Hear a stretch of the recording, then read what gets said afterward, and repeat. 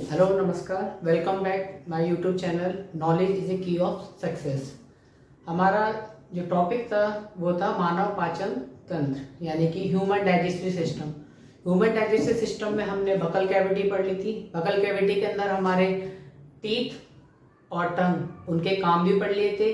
अब उसके बाद महत्वपूर्ण अंग आता है ईसोफेगस, जिसे हम बोलते हैं ग्रास नली।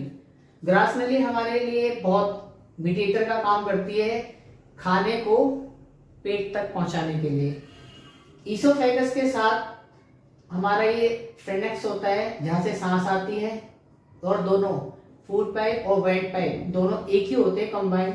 लेकिन जब हम खाना खाते हैं तो ये अपर ईसोफेगस ये ओपन होती है, देन उसके बाद ये फूड नीचे आते हैं। देन उसके बाद यहाँ पर ये लोअर इसोफेगस है, यहाँ पर स्फिंक्टर मसल्स होती है, एक प्रकार की कैप होती है। जब खाना आता है तो ये ओपन होती है और खाने को स्टमक में पहुंचा देती है। अगर इसोफेगस के बारे में बात और करें तो it is about 25 centimetre long, ये 25 सेंटीमीटर लंबी होती है।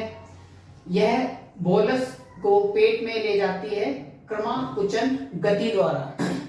क्रमाकुचन गति, इसको इंग्लिश में पेरिस्टाल्टिक मूवमेंट कहते हैं, यानी मांसपेशियों में एक ऐसी गति होती है जिससे कि खाना अंदर जाता है। इसी को इंग्लिश में oesophagus move food to the stomach by the rhythmic wave of muscular concentration, यानी कि मांसपेशियों के concentration, it is called peristalsis. यानी ये इंपॉर्टेंट है हिंदी वालों के लिए। क्रमाकुचन गति जिसके द्वारा बोलस वही है जिसके अंदर खाना लार के साथ मिक्स हो जाता था, उसे पेरिस्टाल्टिक मूवमेंट के द्वारा स्टमक तक पहुंचाती है। धन्यवाद।